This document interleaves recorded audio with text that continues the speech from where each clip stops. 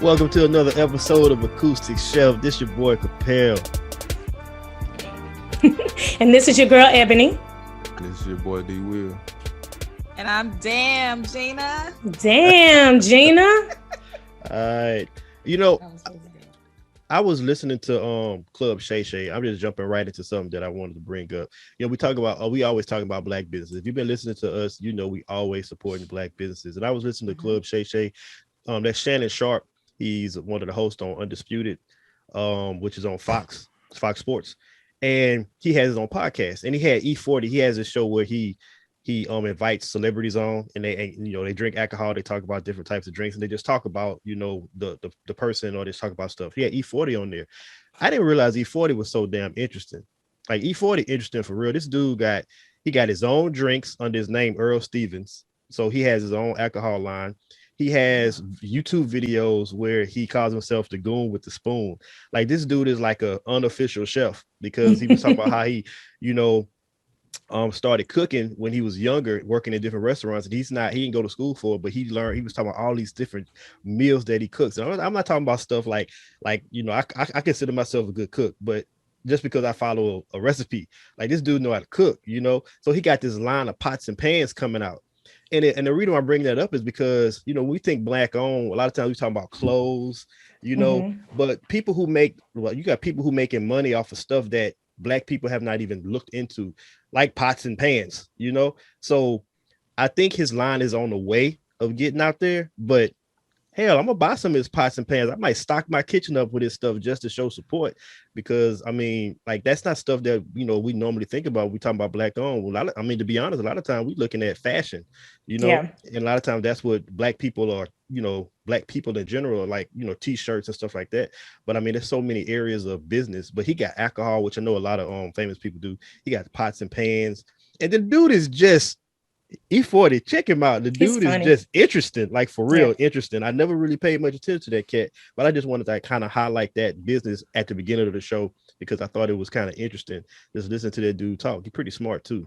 Man, my pops is in prison. Well, he was in San Quentin or whatever, and he pretty connected or whatever. So I went to visit him, and man, when was that? And probably like 2002 or something like that or whatever. I don't know, something like that. But he told me when I got there to holler at such and such or whatever. So I hollered at such and such. This was during the it wasn't the open Up and Smoke tour. It was when Rockefeller was popping real, when I think when Jay-Z had that Dynasty tour or whatever.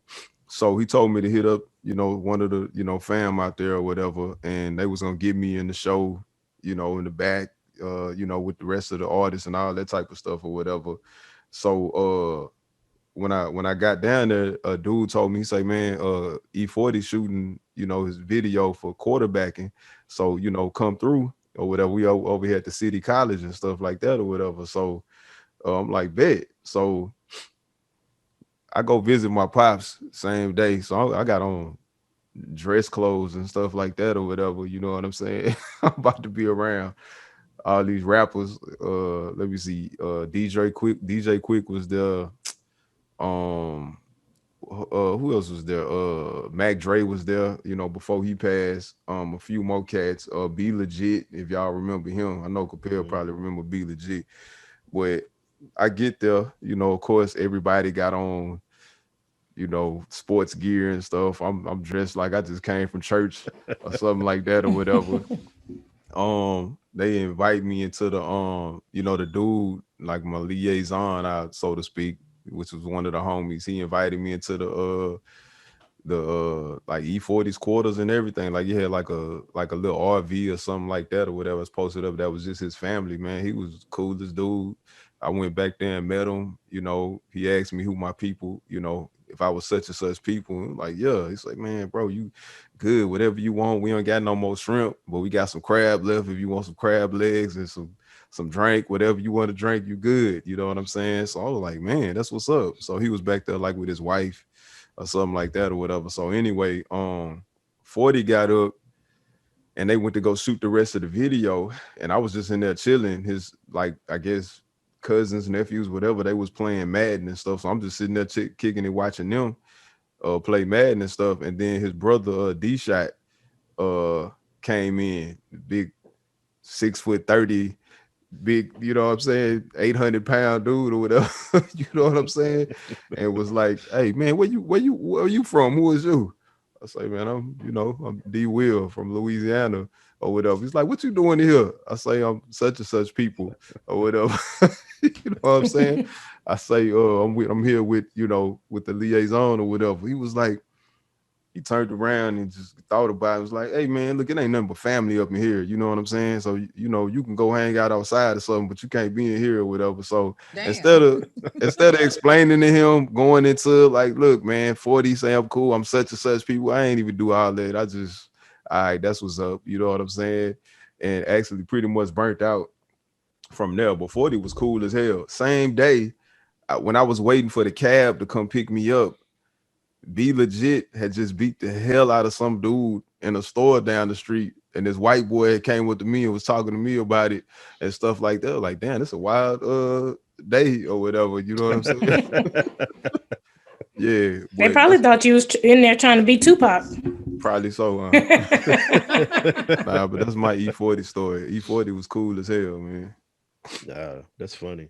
You Now ain't I never gotta tell me go. about What's that his story. YouTube channel? Is it just you? Is it just E-40 Cooks, or like what is the YouTube channel Goon, type called? in "Goon with the Spoon." That's Going what with he the Goon called with the spoon. himself. Spoon. You Goon did with the say that. Spoon. The Yeah. dude that invited me out, he was like, "Hey man, we got like come kick it with us at the what's the name? At the Jay-Z joint." I was like, "Hell nah." So B D-Shot can kick me out of there too or whatever. You know what I'm saying?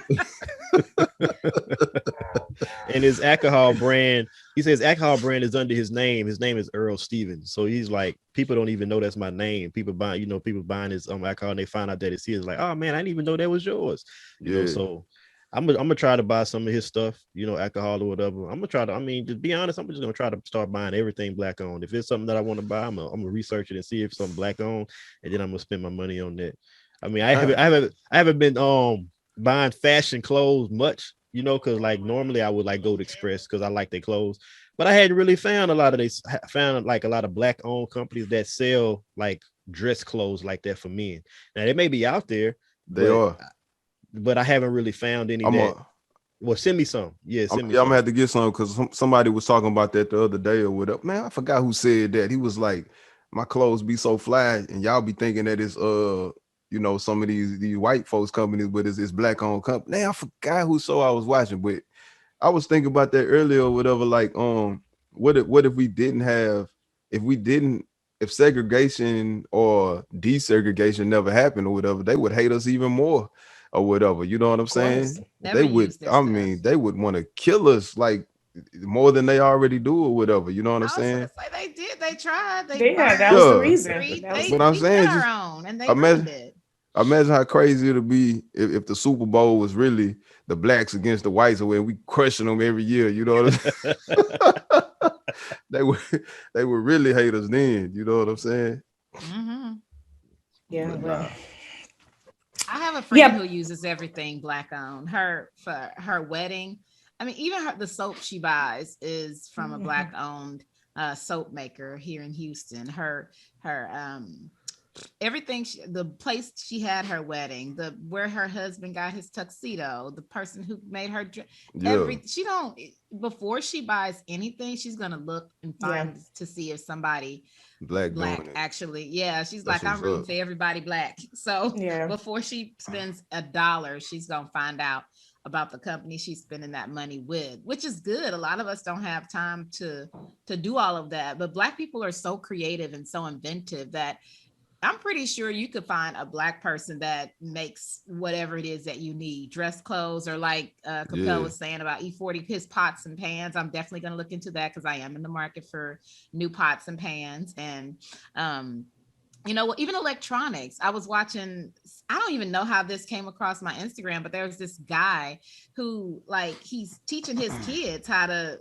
be like tech wizards, and they were yeah, making little robots. I was like, damn, we do everything. There is no reason that you shouldn't be able to find somebody or find a person of color to provide whatever it is that you need, because we Yeah. definitely have it. I do think though, I love Black owned businesses. I love the ingenuity of us. We're good like that because there was a necessity. So a lot of the things came from, well, you can't eat here, so okay, we do our own. You can't buy it here, so we'll do our own. Yeah. I do think that in some areas our customer service needs to get better because Yeah.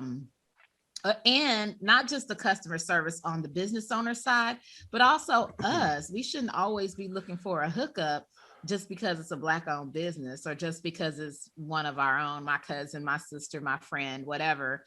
I'm gonna shop with you, but I want you to give me a hookup. You're not asking the white people for a hookup. Nobody asking Rachel Ray for a hookup on her pots and pans or whatever. So Yeah. we also need, so the consumers, Black consumers need to do better as far as that's concerned, but also Black businesses need to up their level of professionalism, courtesy, customer service sometimes, because it's not always where it should be, I guess. And I want to spend my money with you. I want to help you come up, but you also have to be on that level of professionalism where when I Facts. spend my hard-earned dollars, you feel you good act about like it. you care. Yeah, I Right. feel good Yeah. about it, and you act like I'm a valuable customer. I'm an asset to your business, as opposed to just, stand in line, wait over there, and then I'm there for 2 hours waiting on my chicken wings or whatever. Yeah, clean Yeah.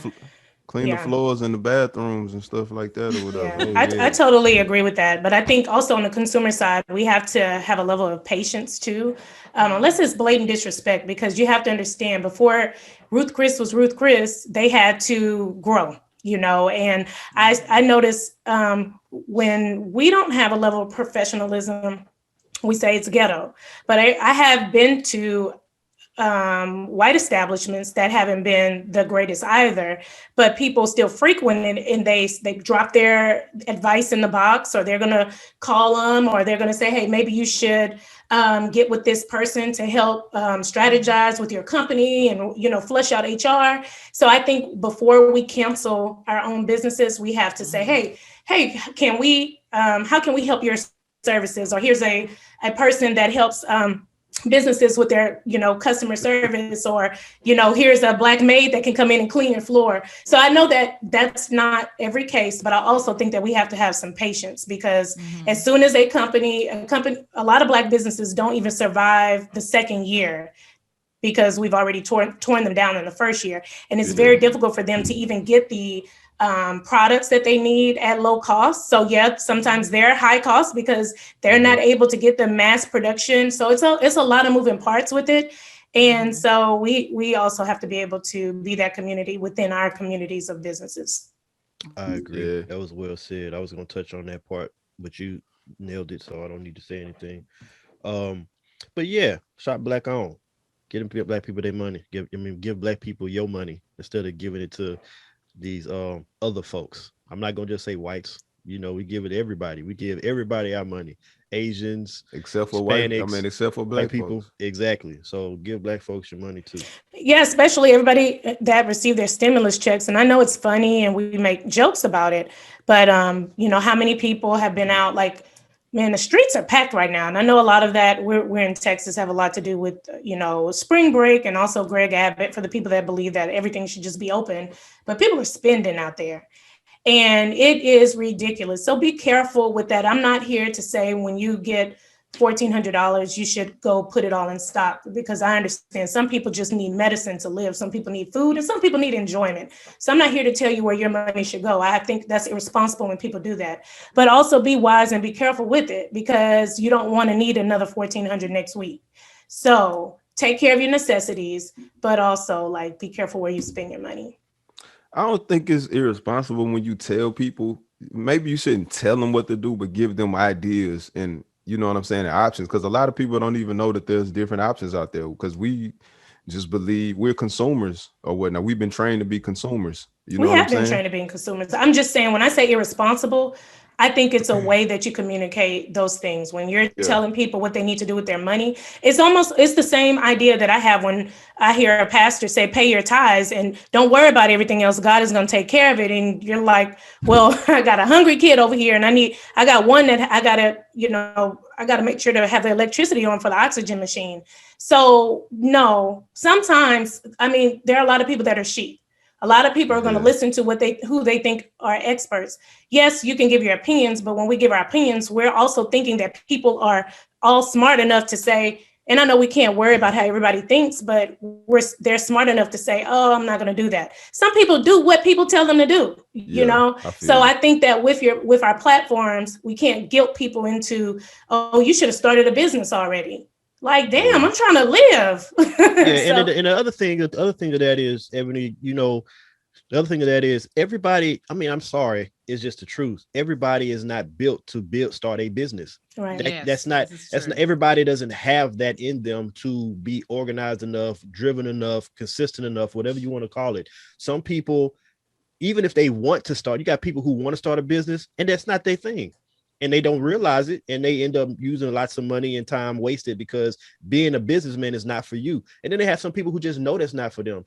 And sometimes people guilt you into it. It feels like that. I'm not gonna say people do because I've never had anybody directly say that to me, but it feels like, when you hear people talk or you say you read messages and stuff like, if you're not trying to start a business, then you a sheep. You a sheep to society. I'm like, come on now, that can't be how you put it out there. I love my job. I realize that I'm working for somebody. I realize that the system of education is broken, but I love what I do with the people that I work with and the kids that I work with. And somebody got to do that shit. You know what I'm saying? So, on the side, I can be doing something else. Yes, I can be investing. I can't be trying to make money. I can't be trying to make myself a millionaire. But the job that I do and other people, everybody's not built to be a business person or have their own business. So, you absolutely right. My thing is about the people that complain.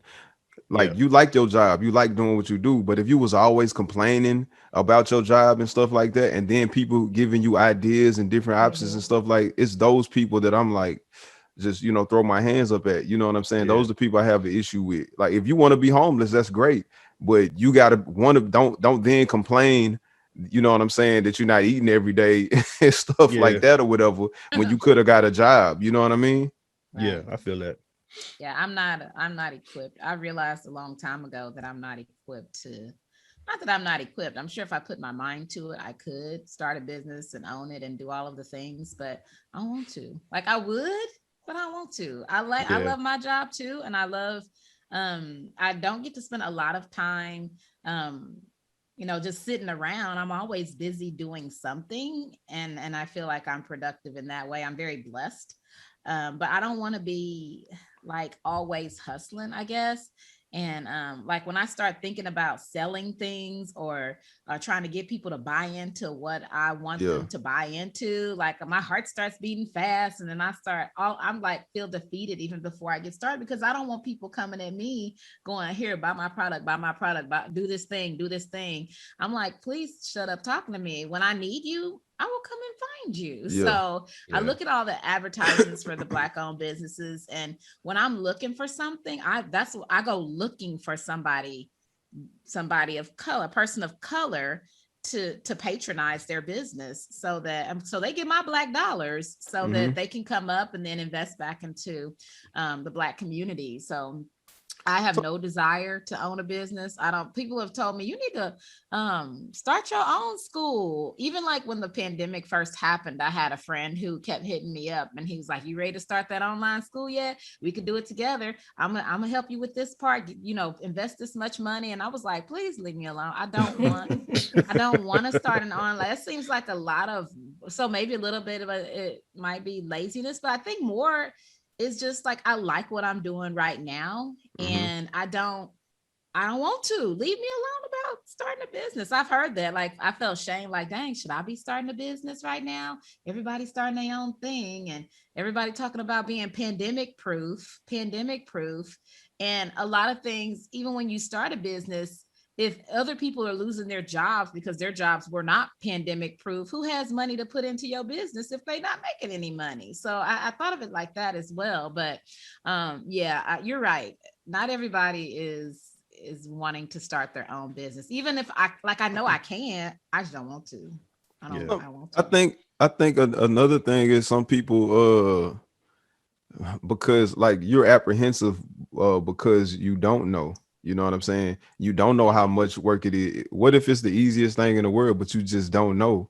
But that apprehension and anxiety is keeping you from learning or whatever. You know what I'm saying? Like I've literally, one of my dogs told me he had a trucking company or whatever, and his brother could have came and worked for him or whatever, but he literally, and it'd have been a better situation and everything. He literally turned the position down because he doesn't like to fill out applications.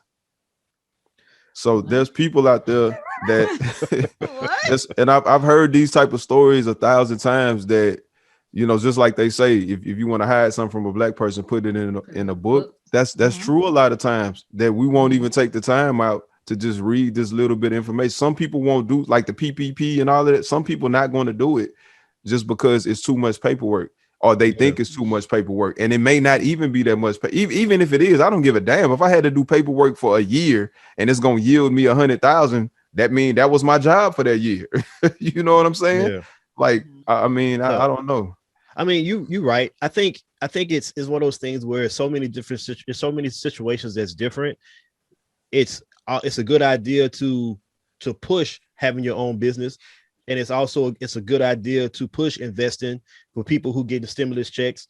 But at the same time, some of those people, it's not a good idea. So, you know, it's always going to be a conversation around, you know, like how you say it. I think it's really about how you push it, how you push it out there. Because so for example, like Damon, everything you just said was right. And that specific example you gave, like that just sounds like a lazy person who is not trying to help themselves out. But at the same time, it's like what Gina said is also very true about, you know, and the thing you said about like the apprehension of like not knowing like how much work it is.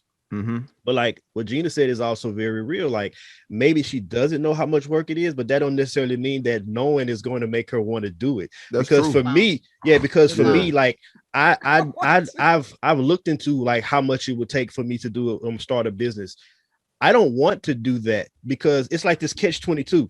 You think about rich people, and mostly white. This is how white people have been able to live their lives, and their children have been able to like have mediocre jobs, even though they have money, is because their parents in the past, you know, they're not in the past, but their parents have built up stocks for them, or their parents have built up funds for them. So, you know, like I said, I know I've worked with teachers who drive Benzes, not because they have a spouse that's rich, but because they can work a job where they are happy because they have assets that were given to them from family. So they can choose happiness in their workplace and still be okay with finances.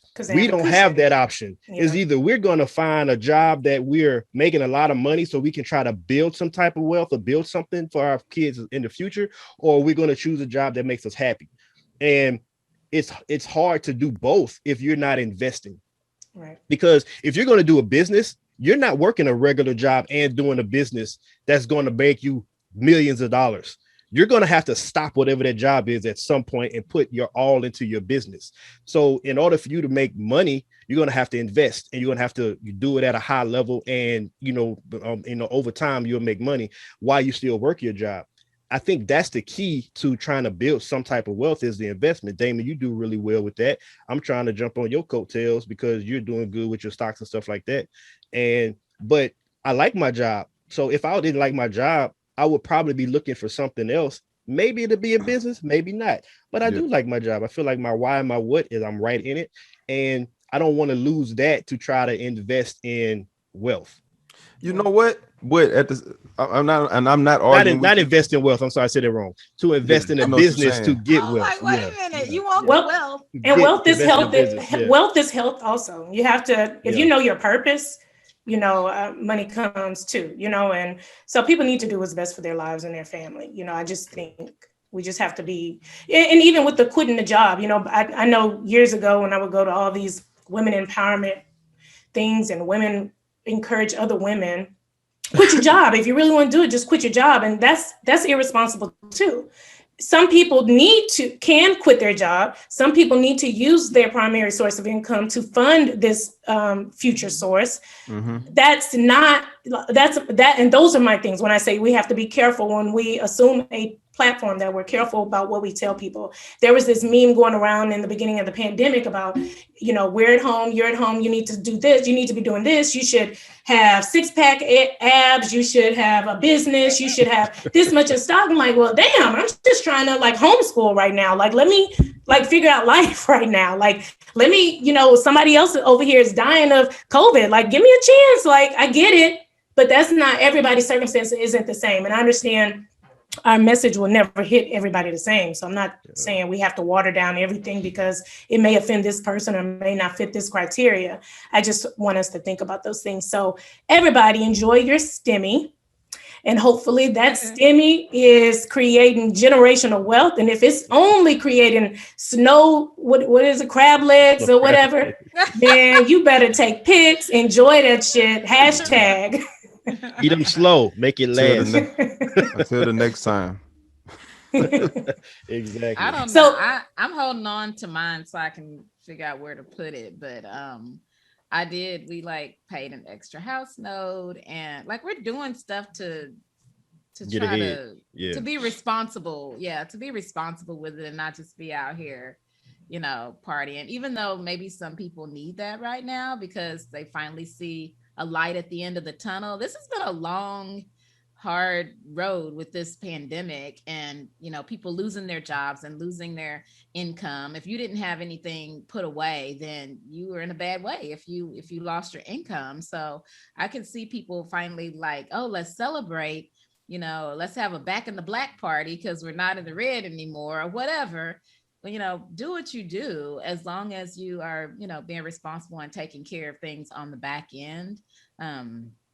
But I mean, that's what we're trying to do, at least in my household. But yeah, you can't tell people how to spend their money. I don't think it's irresponsible to give advice, but I also think it's a good idea to wait until somebody asks you for your advice. Don't just be handing it out and pushing it. That's what Icon said. Icon said. I think they need the people.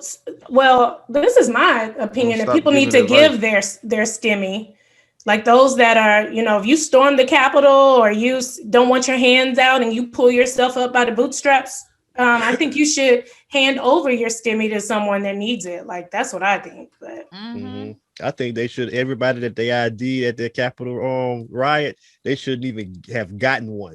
If you qualify, we're taking it from you. We gonna give it to somebody, or we just gonna keep it. Whatever they do with the money. I know that ain't what I know they didn't do that, but y'all don't deserve shit from this country trying to take over. Oh my goodness, Jana, I think everybody gives unwarranted advice or whatever. It just depends on how you take it, and it depends on who is coming from and where it's coming from. That makes you decide whether or not it matters to you or not. You know what I'm saying? Because unwarranted or unsolicited. Is that the same thing? To me, that's the same thing or whatever. You know what I'm saying? Because if I see some kids outside doing something that they're not supposed to be doing, that would be unsolicited, unwarranted.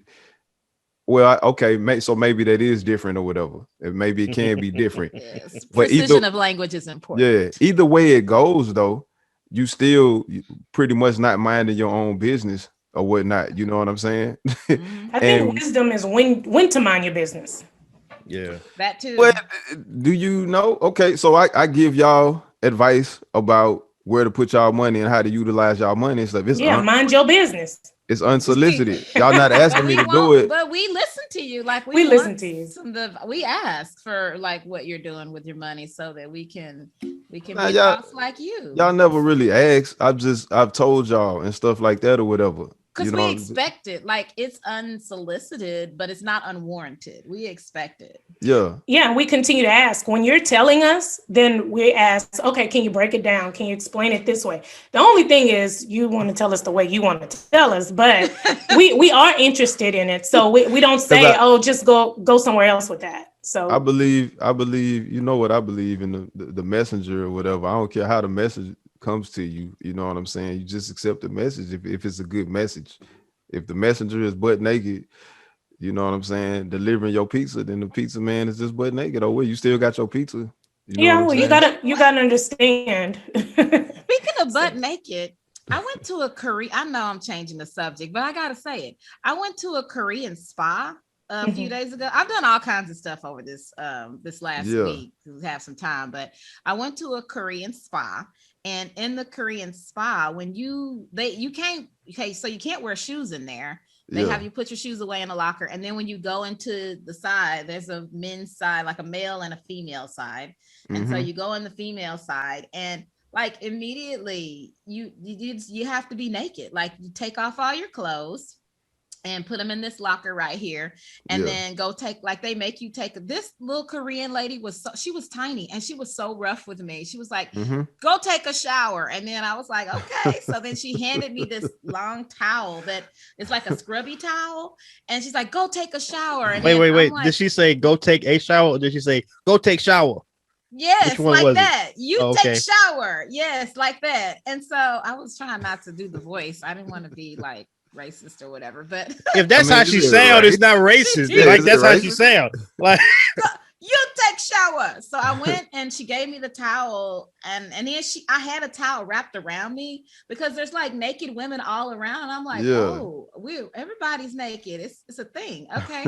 And so she snatched I had it around me, and she snatched it and said, go, you take shower. And I was like, ma'am, I feel violated. So I took the shower, and like, after a while, it was normal. Like, okay, it's a bunch of naked women in here. We're all naked. And then I'm like, okay, as long as none of them like talks to me naked, then I'm okay. So as soon as I'm done with the shower, you have to soak in this tub before they do your body scrub. This little white girl came up to me, and she said, oh, hey, is this your first time? And I said, yeah. Oh, cool. Okay, I'm gonna get in here with you. I'm gonna talk to you about. And I said, no, you're not. Don't talk to me. I don't want to look. I don't want to look at you. Don't talk to me naked. It was naked. Don't do it. And she said, oh, it's okay. Everybody's naked. That's just how they make you do. But, you take your shower, and, oh, you're getting a body scrub. You're going to love it. So right when she said that, the Korean lady came back out. You're supposed to soak 15 minutes. It was like 3 or 4 minutes. You come now for body scrub. And I was like, okay, like, she's rough. Why is she so aggressive? So I go over there to the body scrub, and the little white girl says, oh, don't worry, I'll be here when you get back. And I was like, oh, I wasn't worried. She was your masseuse doula. Exactly. Your support. So when I was done with that body scrub, and the lady was very she scrubbed like 40 years off of my skin, because she was so aggressive. I came out, and the girl was still there, and I immediately turned and went the other. Like, I'm not going to get back in this mineral bath with you, man. I don't know why was she still in the bath? I don't know. She was waiting. She was waiting on Regina. And it was real hot too. It was like 110 degrees, and they put there's some mineral or some plant in there called mugwort or something that's supposed to be like extra healing and all this kind of stuff. And so the Korean lady said, go to the sauna, don't get back in the mineral bath until you shower again. I think I showered like 5 times that day. And they give you soap, like, use this soap, this hard scratchy towel, and scrub your whole body. So that's what I did. But I saw that girl, and I was like, please don't talk to me again. So I went everywhere I went where there were naked women, I tried not to make eye contact. And I don't know why it was so weird for me, because we were all like super vulnerable, just like nothing, just super naked and just there. But I still like, don't look at me and have a conversation with me while I ain't got no clothes on. Wait until I put this little uniform on, and then we can talk. And then by then we're in the quiet area. You can't talk anymore. So because Eve bit that apple. So they scrubbed your entire body? Yes, every single part of me. And then she's little. I'm not a little woman. I'm pretty, like, I'm hefty. She's flip me over like a wet fish and you're all like wet and slippery. She flipped me over and now I do your front. Lay back. And so she put the towel there and she scrubbed every single parts of me that I didn't know were scrubbable. She scrubbed. And like I thought I was gonna be in pain afterwards, but I was super like soft and slick. Yeah. And I was like, okay, it was relaxing getting in the cold tub and then the hot tub and back and forth. They had saunas, they had a salt cave, a topaz cave, like all of these different, an oxygen room that I got really dizzy in because I stayed in there too long, a foot bath. They had anything that would like make you feel relaxed or lower your blood pressure or good for arthritis, any kind of homeopathic remedy out there, they had it at this Korean it was spa. all about exfoliation, what you went through, or that's it? I think some of it is exfoliation, the body scrub, and I think some of it has to do with like because she scrubbed a certain way, like she never scrubbed down, she always scrubbed like toward probably getting my toxins heart. out. She like, so my legs she scrubbed upward toward my heart, and then from my shoulders she scrubbed down, and same thing on my back and stuff. And she right, I think it or it has something to do with lymph, like making sure I don't know, but the lady was aggressive and I felt like what's the name after I was done. What's the name of the place? The Gangnam Spa. It's right there on Highway 6. Gangnam Spa. Yeah. Gangnam Spa, yes. And I passed by it so many times.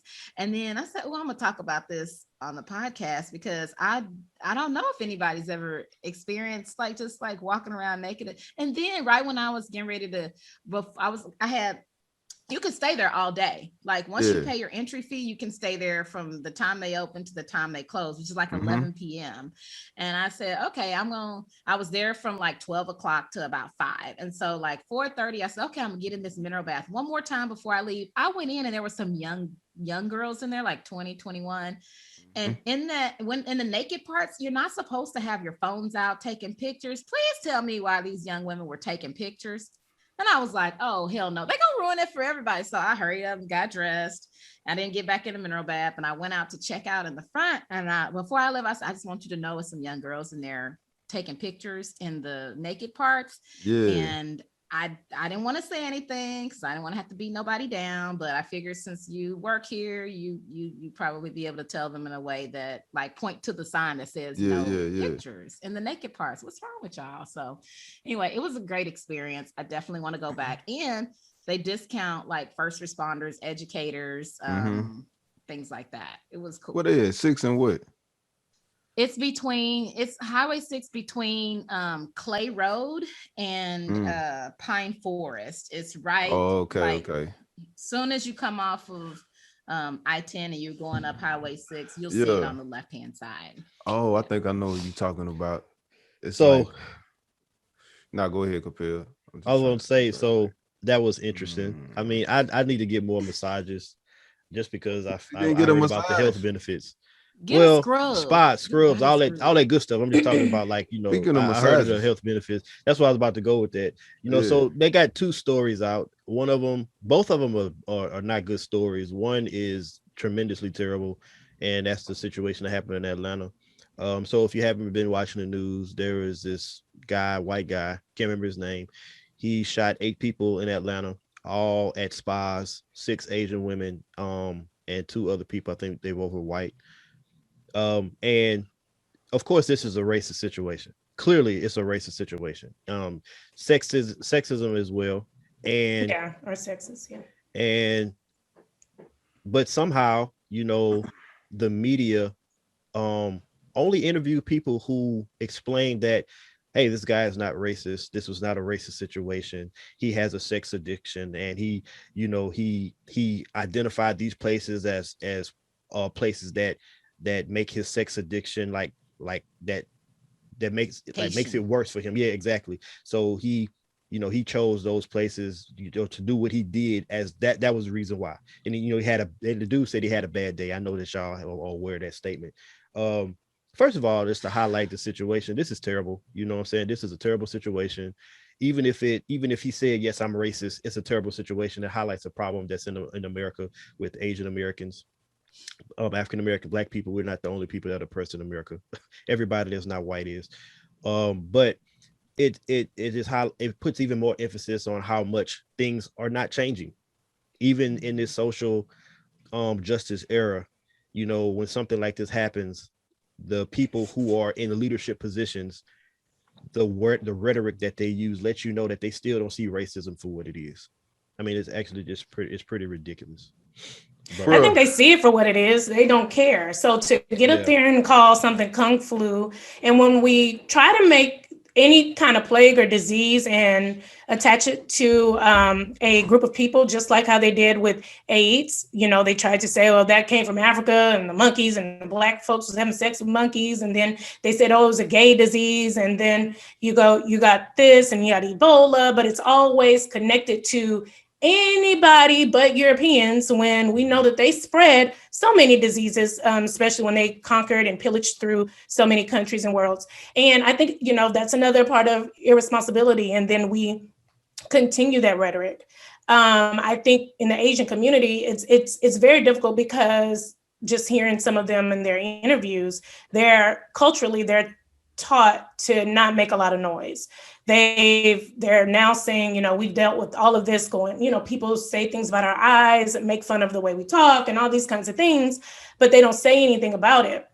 But also, because I was kind of confused on like what side of, okay, like I see a lot of people saying we stand with the Asian community.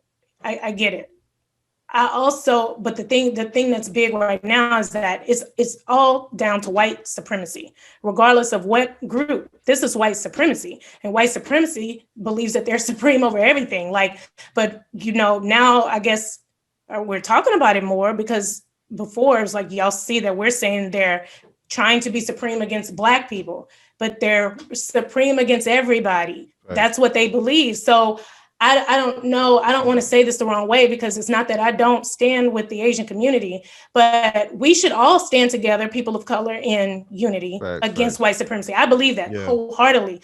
But I also am like, you may not want to march, you may not want to yell, you may not want to do what Black people are doing, but we're loud. We're being loud because our kids are being killed, because our men are being killed, because our girls are being raped and dying in the hospitals. Like, we have to be loud, because marching and praying ain't fucking working, you know? Mm-hmm. And it's like, it's such a sad thing that these people were targeted. Yes, I believe it's because they were Asian. Maybe it's because they're women. Whatever it is, it's a hate crime. And they're not even trying this man as under it being a hate crime. So this talking about like I think it was Capel or one of you mentioned that they don't even think or even understand that it's racism, like when it clearly is, and all of that type of stuff. So Republican Senator Brian Kelsey, this is him speaking about the Tennessee Constitution or whatever, because slavery part of the Constitution, it's illegal. It's still legal to basically enslave or have in servitude people that not just normal people, but if you're incarcerated or whatever. He said, I just think it's ultimately fake history to be telling our voters that next year that the 1870 Constitution allowed slavery. Senator Brian Kelsey, District 31, said it clearly did not. And it was passed 5 years after Tennessee and the United States ratified the 13th Amendment, forever prohibiting slavery. So that, to me, Mr. Speaker, is fake history. And for that reason, I'll actually be voting no. So he's still voting no, saying that to him, like, why is it in the Constitution then? Why are we trying to ratify or veto anything if it like you wouldn't even, if it was fake, it wouldn't even be there. Like, we wouldn't even be having a discussion. Like, that is, man, it's crazy. He wasn't the only one. Yeah, it was like 4 people. Yeah, 4 or 5. Ben Carson was one of them. Mm-hmm. Yeah. One of our own. Well, I guess had no comment on that. Just because all skin folk ain't kin folk or whatever. Yeah. Yeah. I mean, and when I say that they don't want to acknowledge it, I do know that there are people out there that just are racist, and they use semantics, they use words to, get around what the discussion really is to make it seem like it's not racism. But I also believe there are people who are out there who, like this guy, who maybe he is racist. He could be a complete racist and knows exactly what he was doing, but he could also be somebody who thought he was being empathetic to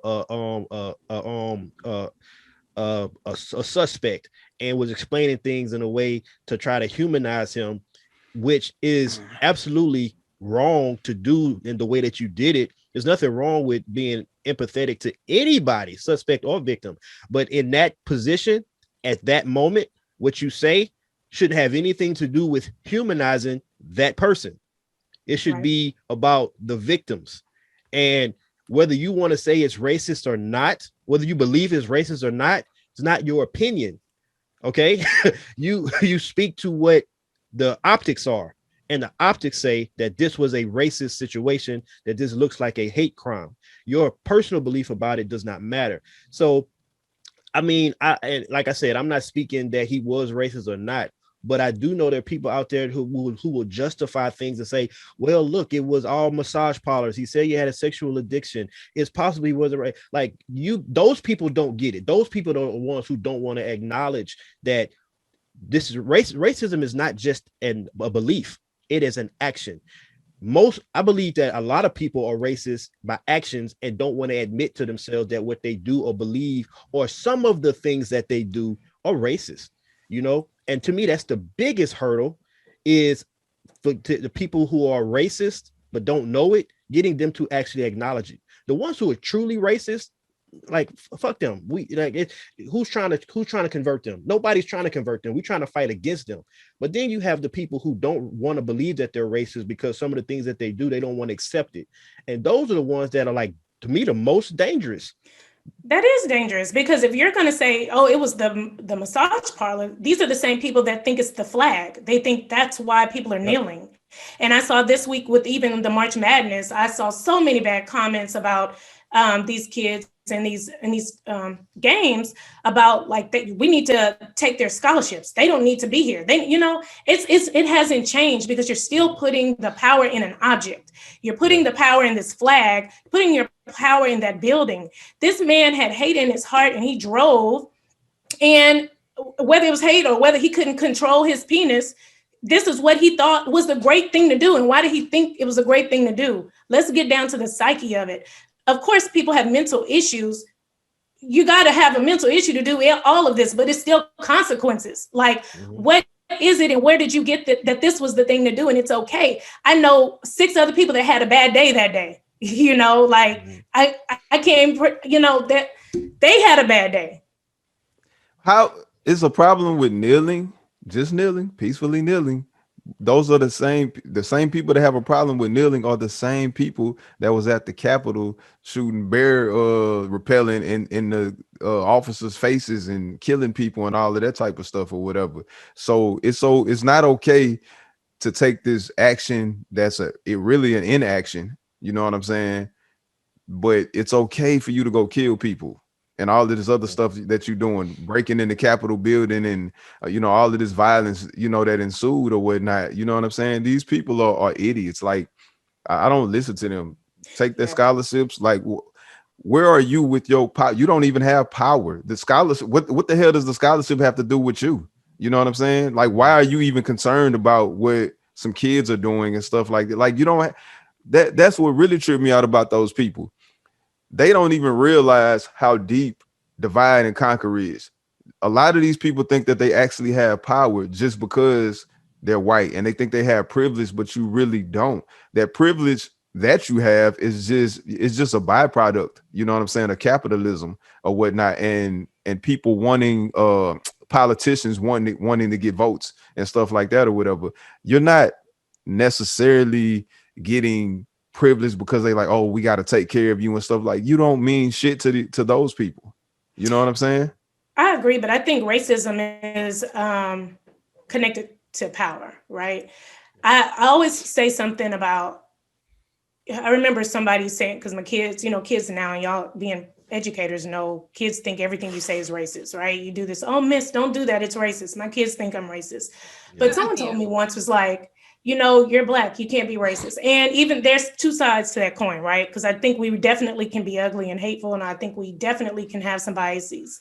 But when I think of racism, I think, can my biases change someone's life? Do I have enough power or do I have a voice? So no, I may not have, some white people, and especially poor ones, may not have the economic power to change my life, but they still have that entry door, that key or that access to their voice being heard. They do some things, they're considered a patriot, where I do some things I'm considered a threat. And so it's still a level of, you're above me, even though I don't care how many PhDs I have. You could be in the trailer park, but your voice holds a little bit more weight than me.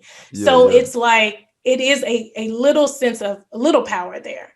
And so I don't know, but I think this is a sad thing. And I don't know if does, I mean, it's not going to stop. Do more and more of these things have to happen? Is it going to have to happen to every person of color in a massive way to where we all decide to unite together? I don't. What it was the answer? I think it's disrespectful to call these Asian women. I utterly think it's disrespectful or whatever. We growing up in a society with these folks or whatever who don't even want to recognize the difference in these people. It could have been one Cambodian, it could have been a Korean, it could have been a Chinese. You know what I'm saying? But we just looping them all, calling them Asian, but we don't call Indian people Asian. We don't call, you know what I'm saying, Russian people Asian. We don't call anybody Asian except for people from, and I don't know, the Orient or whatever. I don't know if that's proper or whatever, you know what I'm saying? But we only call a specific group of people Asian when Asia is a humongous continent. Vast, yeah. Well, I mean, I agree with you. I agree with that sentiment. I also think that, Asian people from Asia don't really, if they don't complain about it, then I ain't got no issue with it. You can't do that because you can, because the people, like, you can have that opinion for yourself. I have no problem with you feeling that way, but you also have to weigh in on the people themselves. And if those people consider themselves Asians, then really, if we don't call Indian people Asians, is that because we don't see them as Asians, or because most people don't understand geography? And no, it's because that place is actually it's because of American ignorance. I don't think those people called themselves Asians until white people started calling them Asians. The same way that Chinese people come to this country and her name may be Mei-Ling something whatever, but when she come here her name is Jessica or whatever, just to make white people feel comfortable or whatever. We have to change that mentality. So just they're going to have to change that, because I tell my nail lady, she says I'm Kim. I say, you're not Kim. What's your name? And I will figure out how to say it. But they're going to have to do that, just like we're going to have to do that. Facts. But I agree with that when you're talking about like a individual situation like that. But like for example, across overseas, they call all of us Americans. They don't call me an African American overseas. They don't call white people Caucasian Americans. They call us all Americans. Understandable, but they're not deciphering. They're not distinguishing. Like, that's not even a person from India should still be considered an Asian. A person from Saudi Arabia should still be considered an Asian. But when we say Asian, you know exactly what somebody's talking about. They're not talking about they're not talking about everybody from Asia. They're only talking about a specific group of people that are not even the same. Chinese are not Korean. Korean are not Japanese. Chinese, Korean, Japanese, Vietnamese. They call. I mean, you're right. You know what I'm saying? So, and I agree with that too. I don't necessarily disagree with it, but my point is like I've heard people and Black people say, "Don't call me African American. I'm American." You want to say Black American, whatever, but I'm just American. Yeah. I agree with that ideal too. I mean, so it happens right here in the same country, even though. So it's like one of those things, but. As a people, as Black people, are we tripping when people say African American, Black American, or just American? Is that one of the things that we are fighting for? That's what I'm talking about. Like with Asians, like, is that something that they're down on their flag for? If they don't have a problem with it, I'm not saying that it's something. I'm not looking at it as bad or good. I look at it as bad or good when the people who it affects speak out. That's all I'm saying. Just like Africans, everybody doesn't always say that they're Nigerian or they went to Ghana. Yeah. They'll say, "Oh, look at him, he's African," you know. Yep. And I'm not saying it's right. All I'm saying is I think people don't take the time to I take the time in Asian cultures when I frequent their businesses. I know I can't say, "Oh, they all have little eyes." No, if you actually pay attention, Filipino They're and different. Asian and Yeah, Chinese, they're different. it's all different. Their face shape, everything. Well, for the most part, but you have to take the time. We don't take the time to say what are the differences between somebody on this coast of Africa and this. So I don't know. I think that's a lot, but you're right. Like it's something that is whitewashed, but I also think that group of people have to say, hey, you're going to make sure you know I'm Nigerian and that you need to address me as such. Or you can ask. I always ask. Like my nail tech is usually Vietnamese. And I can tell now, oh, you're speaking Vietnamese as opposed to Chinese or Korean or Japanese or whatever. Whenever I meet a person from Africa too, I say, oh, well, what part of Africa are you from? Because for a long time, like probably until I was about 15 or 16, I didn't know that there were white South Africans. I had no idea that white people lived in Africa. So when I met a girl from Africa when I was like 16, I was like, Africa, where? What Africa are you talking about? Ain't no white people in that. She was like, yeah, there are. We're everywhere. So now I take the time to ask, what part of Africa, what part, like, where are you from? I don't even say like what part of Africa. I just say, where are you from? So that's why, I mean, that's, some people get offended by that too, though. Some people, they get offended by when you say, where are you from? Like if they're American, like, so, we have people that, of Asian descent, but they're American. They were born in America. They just, obviously of Asian descent. And some people get offended when you ask them where they're from because they're like, I'm from here, and they should. Where are your ancestors from? They should get offended. I mean, but I'm just saying that some people do get offended by that. That's all I'm saying.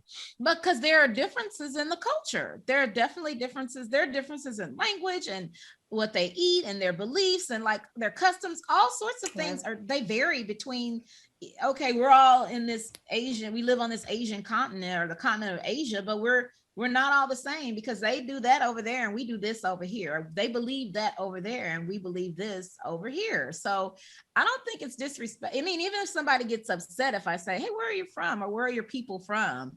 And they say, oh, my great grandfather was Korean or is from Korea, then, oh, okay, so you're of Korean descent. Like I didn't even tell you what part of Africa my people are from. I did the test. I'm waiting for it to come back. And so I'll know soon, but I can't, nobody's going to come up to me and say, hey girl, what part of Africa are your ancestors Of course from? not. Right. I'll be like, True. I don't know shit. I know I got some Blackfoot Indian in me. I know that for a fact because I did that research, but the Africa part, I don't know. I have to, I gotta wait for my DNA. So what you do, Ebony, to me, that's the same type of person that I am. I take personal responsibility for getting to know this person and know, what they're about versus like what Capel, I'm not trying to blast what you saying or whatever, but you saying somewhat is their responsibility as well. But I kind of feel like you're in a country where it's known for oppression. You know what I'm saying? These people don't stand up about nothing. These women just died. And just now, after all these hundreds of years, are Asian, what we consider Asian people or whatever, they have counselors and all of that type of stuff, kind of speaking up on their situation. For the most part, shit's been happening, and they don't speak up that much or whatever. You know what I'm saying? They kind of just sit in the backdrop because it's they feel like maybe. I disagree with that. Too. They have been speaking. People have not been listening. Right. And now that this has happened, people are pulling receipts. People are pulling receipts on the Asian community, speaking out, saying that we're being oppressed. These things are happening to us. Okay, well, now all of these things are coming out. Loud. Exactly. No, I wouldn't say their voice ain't been loud. We know how it is. We have very loud voices, and we a lot of times what we say don't get heard. This the point. This is the point that I'm making or whatever, bro. I don't even know about the stuff that you talking about. So you got this information or whatever. This isn't it isn't widespread information. So that's why I take it upon myself. I'm not just gonna because somebody isn't talking about a situation. I'm just gonna. So what you're saying, what you're saying is nothing wrong with that when you're talking about, like, for me anyways, when you're talking about, like something that happened with the in Atlanta.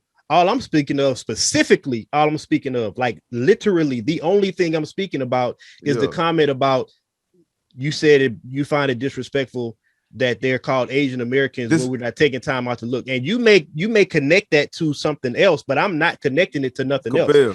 Because no, hold on, because when I do, like, people that I do know, yes, I do take time out to get it. But if I'm describing somebody and I'm like, oh yeah, the person was Asian, I'm not going to be like, well, I don't know if the person was from Korea or Japan or China. I'm not going to go through all that. Like, my rhetoric is going to be that person was Asian. But if I'm talking to a person, I may take time out to ask them questions and get to know them and see where they're from. So to me, those things are like, to me, it's not black and white. If I am having a conversation with somebody and I'm describing a person that's of Asian, that's from Asian, that looks Asian, I'm going to say that person looks Asian or that person was Asian. I'm not going to go through all the countries in Asia to to supposedly show respect So to their possible culture. yeah, To but me, where does that? that's not that. Yeah, Go but ahead. that comes from a specific place or whatever. I'm So not saying it doesn't. I'm not saying it doesn't come listen, from a bro, specific we place. got people. You've met people named Big something or Little something or whatever. You know what I'm saying? That somebody else possibly gave them that name or whatever. I got a homeboy named Big something. When I met him, that's what everybody called him, Big, whatever his name. I don't want to put him on blast or whatever.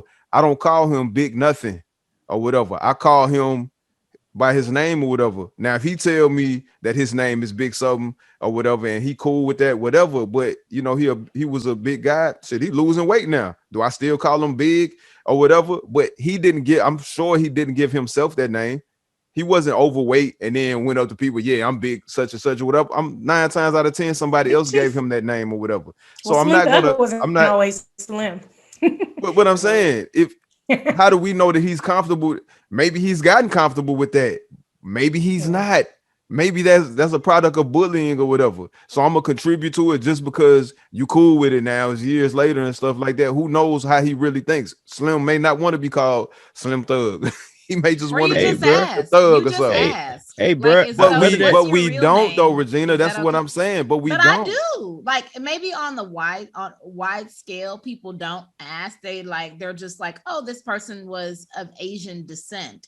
Or when somebody's describing um a Us, they crime or just ain't black. whatever, they're from, they're this person was of African descent or they were black, but they're not going to say, oh, this person was from the hills in Ghana or whatever. They're not going to describe they're not going to describe that, or this person was from Hong Kong. I don't know what part. And that might come with more like education and studying, like this is how people from Hong Kong mostly look, and this is how people from China mostly look.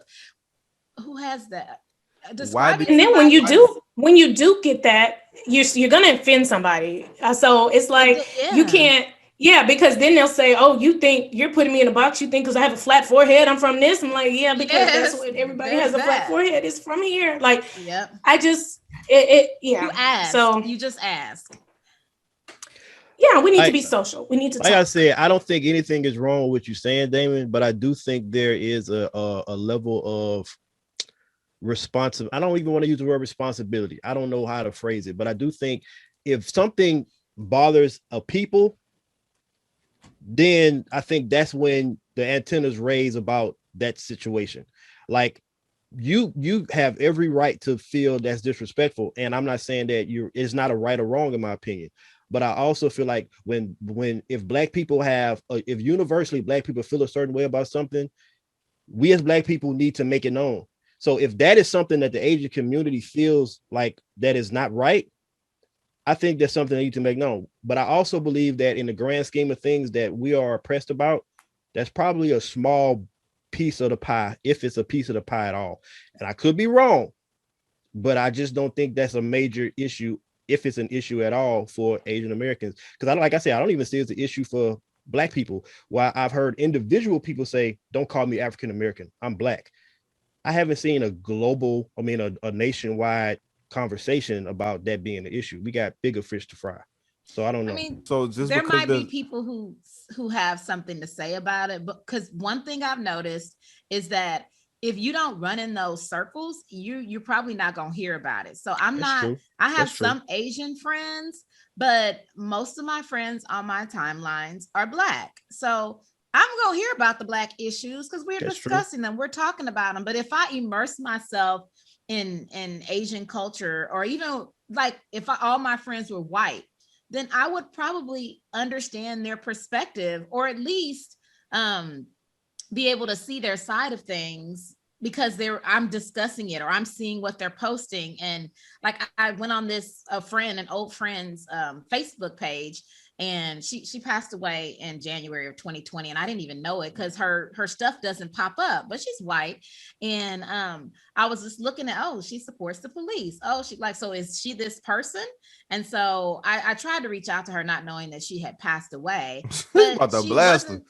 I didn't know she had passed away. She wasn't that kind of person, though. You know how the analytics are on Facebook and Instagram or whatever. You're only going to see certain number of people's posts or whatever, their activity and stuff like that. The people you interact with the most. And I hadn't spoken to her in a few years. And so anyways, when I looked at her page, I was like, I don't remember her being this kind of person. But then she is white. She has mostly white friends. And so the things that they discuss and talk about aren't going to center on Asian issues or Black issues. If you put yourself in that culture, if you put yourself in the middle of all that, then you're going to hear all sides. So because I don't have a multitude of Asian friends, I have some, but not enough to where I'm hearing everything that's happening in their community, because they're mostly discussing it with each other, just like we discuss things with each other. Yeah, I get don't. that. Yeah, I feel that too. I just don't think that like I said, like I thought I articulated myself well enough. Just because somebody accepts something or whatever, that don't mean that you can't be smart enough, you know what I'm saying, or cerebral enough or whatever to. As an individual, you're right, but we're talking about an issue amongst society. So when you're talking about society, what is your expectations for society when we're talking about this particular thing? Like I said, I explained that me as a person, yes, I do have my my opinion about myself and how I interact with people when I'm having an actual conversation with them. But at the same time, when I'm speaking in a global and speaking globally, like I'm not going to go and research where a person is from and say Korean American. So society wise, you're right. But at the same time, like how do you change that without the voices of the people saying I have a problem with that? I understand that. That's why we talking about it, Capel. That works for damn near we could bring up 1,000 different scenarios of the same thing that you just said or whatever, but that's why I'm talking about it right now. Everything starts as a microcosm from self to family, and then it radiates outward to being a global thing or whatever. Just because even those people may not like, they may just be like fuck it or whatever, they could be, that still doesn't mean that is correct or right or whatever. You know what I'm saying? That's all I'm saying, bro. I mean, I get that. I guess in my opinion, right or wrong is because there is no right or wrong as far as like proof. There's only right or wrong in belief. There's right or wrong in belief. There's right or wrong in belief. Even with murder, everything is right or wrong in belief. And because there's right or wrong in belief, then there has to be the people that we're talking about. To me, their voices mean more than anything. So that's why I'm saying that if their voices are not the ones that's pushing it, then it's not important, but at the same time, is it worth the conversation of us continuing to have? Because maybe we should bring somebody in. Our voices from the community. We're black, and we had voices. We didn't want to be enslaved, right? No. But they weren't using their voices. It took white people. It took a certain group of white people to decide, for whatever their reasons was. We don't have to get into that, but they decided. If you saying that their voices are important, they are important. But did we know that black people didn't want to be slaves? Yes. It wasn't that their voice wasn't used. It was that people weren't given a damn because that's not what they wanted. Well, I'm talking about the actual complaining of it. I'm talking about like if people who are from Asia are actually seeing this as a problem, that's the voice we need to hear. Okay, we don't have any. Or society makes a change. Okay, that's what I'm saying. Where's the like? When has society ever came out and said we need to change this, and nobody said it was a problem? Where's the Like documentation? where's the history of that ever Hey, happening can you hear me in or whatever? society? I'm trying to Yeah, cut but you off. I know you Where's the are. documentation that black people didn't want to be called niggers or Negroes or African or whatever? Where's that documentation at? Well, Dude, we it's have documented documentation every everywhere day on now social media. because some It's documented, people don't care to be called that. I mean, footage in the 60s is documented, like it's video documentations, all What's the kinds of documentation that documentation. says that black people didn't want to be called niggers? It's documented.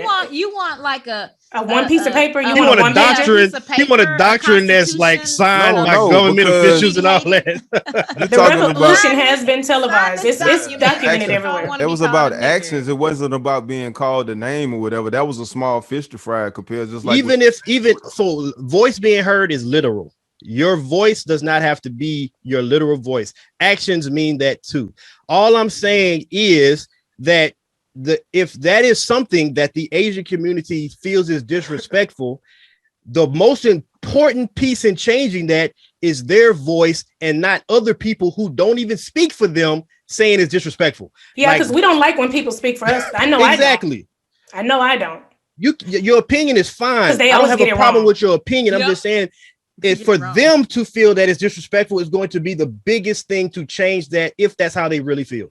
Because you know what happens when other people speak for you? You start getting syrup bottles being replaced and, things that don't really matter. So we do need to make sure that what they need and what they feel like is an issue in their community and what they really, because we may say, okay, now we're not racist anymore because we took time to find out that this person is Cambodian. No, you did it, but they probably don't even care. Like we think they care because it's a great thing as a human to do. But they may be like, "Oh, are you serious? Who cares about that?" Because even at home, my daddy tells me I look like I'm a Cambodian. So what my thing is, we probably need to have their voice. So I did hear, I think Capel, you said they've been talking, but no one's been listening. But I think it's a seesaw there too, because I've seen some Asian Americans come on television say, culturally, we're taught to like not make a lot of noise when it comes to certain things because we're privileged and we're blessed to have opportunities here, and we don't want to seem like we are not grateful. So I think that there's a little bit of both there. So I do think that there's something. I want to be their allies, but they have to talk. And also, being an ally comes with something with me. You got to be my ally too. I got a Korean kid in this house, and I got a Japanese, so we'll have them on the show and get their biased. He gonna coach him up. I know we getting close on time, but I do want to bring up Deshaun Watson real quick because that's in the news too, and I know we can't speak too long. I need a whole show about that. But and maybe we can come back to it. We can come back to it, but I do want to say it's gonna be ongoing, so we might as well just We'll go ahead. Well, we might as well go with what you about to say. No, I'm saying that Deshaun Watson, it's not about to be over anytime soon, so we may just do that one on the next show or whatever. Yeah, but even just to lay out all of the things that are going on in the timeline, it's like it didn't just start this week. It's been going. We're gonna talk about Army Hammer too, the white boy. So we're gonna talk about the black boy. We're gonna talk about the white boy too, Army Hammer. See, y'all don't even know about that. He got rape allegations. Y'all don't even know who that is, huh? And so does Kumo. Kumo has some allegations too as well. But I'm really who was Army Hammer and who was Kumo? Andrew Cuomo of New York, the governor of New York. Oh, Cuomo. So, okay. I mean, Cuomo. I'm sorry, Cuomo. I like Kumo. I don't know that. No, Kumo. Okay. Yeah, well, we can get on that. We can get on that. Yeah, I heard that. Army Hammer is the dude. Hey, remember, Capel, I know you saw the movie Uncle. Uncle. Why don't we talk about that on the next show when we talk about all of them and then we say what it is? But I'm just trying to get him to know who this dude is or whatever. You never saw Uncle, bro? Uncle go hard, man. Well, let's get him to know it. Is it another movie? I'll watch it if it's not gonna make me fall asleep. Oh no, Uncle is hard. It's like a spy movie or whatever. I'm trying to see what else this dude played in that's like popular. Uncle is like one of the most popular movies that I know he played in. It's called Uncle. Yeah, I think he played in Hall Pass too. Yeah, I don't know. That's Uncle is like probably the most popular one I know him in or whatever. He played in some other stuff too, but like I say, y'all have to Google him. When you Google him, you be like, oh, I've seen him before. His name is Army Hammer. That's crazy. Why did name? He got a funny voice. He got a high pitched voice. No, I don't think so. No, that's not. No, I'm thinking of somebody else. You said Hall Pass too. I'm thinking of Horrible Bosses. Never mind. Yeah.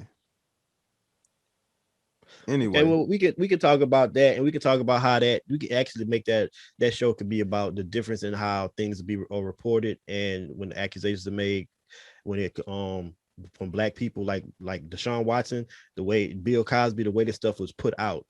Forget about whether the stuff is true at right now. I'm talking about how it's put out in the media compared to how it's put out when it's other white men that are accused of the same thing. It's totally different. But I do want to highlight, I do want to talk about Deshaun Watson just in general at another time. We don't have enough time, Yes. right? But yeah, because that we gonna just wait because what I'm about to say probably gonna make y'all want to talk more. So let's go ahead. Let's go ahead and shut it down. All right. Thank you all for tuning in to this week's episode of Acoustic Chef. We are happy to have you here, and we want you to like, subscribe, subscribe to us on all platforms, get our analytics up, go to that YouTube, stay on. Even if you cleaning and something and you got to go to the next room, let it play. Let it play on YouTube. You're not doing nothing else. Just let it play. Let us get those coins. And, just let us know, what do you want to talk about? Get in our comments, add us. What Black businesses do you want to share? What other businesses do you want to share? I know we talk a lot about Black businesses because we're Black, but we support everybody. So we want to make sure that you let us know what you're interested in and what you want to talk about. E-40, Goon with the Spoon, Pots and Pans, Earl Stevens. Check him out for his alcohol. I don't know the name of the beverages, but I think he got a cognac. Support that boy. And I love y'all Asia community, everybody from Asia, whatever part of Asia or whatever, regardless of the stuff Capel. Nah, son. Nah. Whatever. I love name y'all. every country. Really? No. Name every country in Asia. I Go love ahead. all- Don't just I say love- the Asian community. I Say love all of everybody. y'all. Make sure you don't forget anybody. You don't get to lump it. You don't get to lump it. Whole continent. See, No, I ain't you don't talking get to about I ain't talking about one specific group of Thank you people within the guys for continent. liking, subscribing, and listening to us, no matter what D. Will has to say. We appreciate that you keep coming back every Don't worry, week. I'm gonna cut that out, y'all. Don't worry. Till next Until time. next time. Next time, y'all have a good one. Peace.